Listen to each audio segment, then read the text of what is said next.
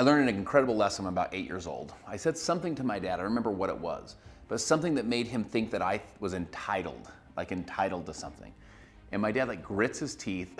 He looks down at me like as a little kid. He goes, "The world doesn't owe you anything," you know, kind of in this grit teeth. He goes, "You think the world owes you something?"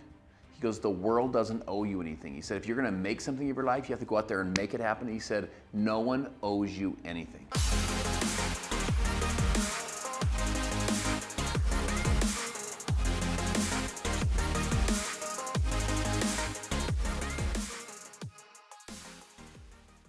My friends, in this video, I want to talk to you about ridding yourself and raising. So you rid yourself of all entitlement and you raise your personal responsibility.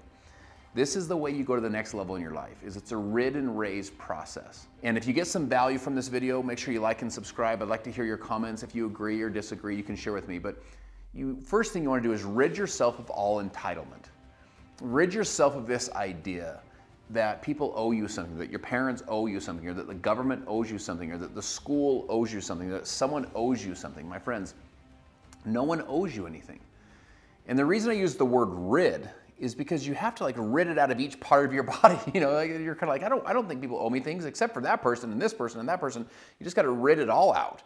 You just rid yourself of all entitlement, that you think that you're entitled to stuff.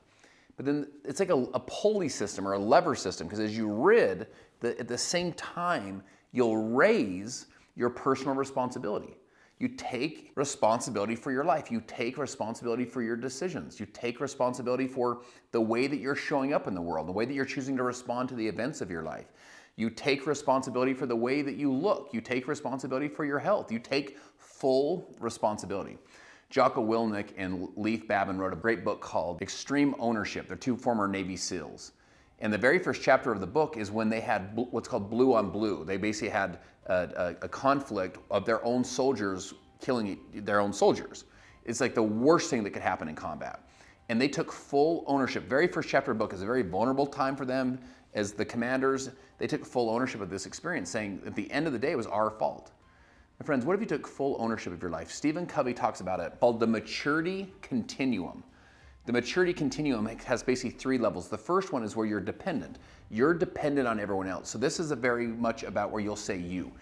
You know, you failed me. You didn't come through. You didn't do what you were supposed to do, so therefore I lost. It's dependent on someone else.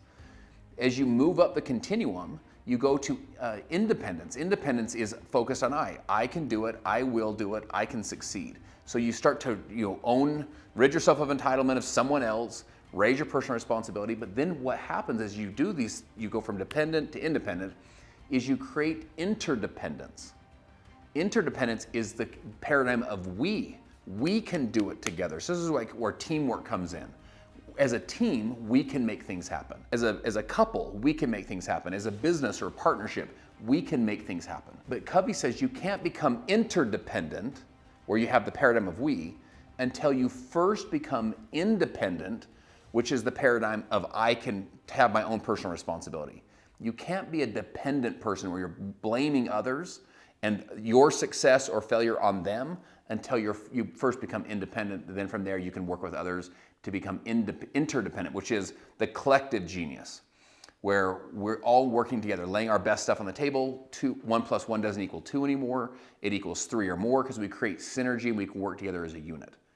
So this is the power that you want to be tapping into right now when it goes to that next level of your life. Rid yourself of all entitlement, raise your personal responsibility, and then start tapping into the power of collective genius, which is interdependent, where you can start to have 1 + 1 create synergy with other people.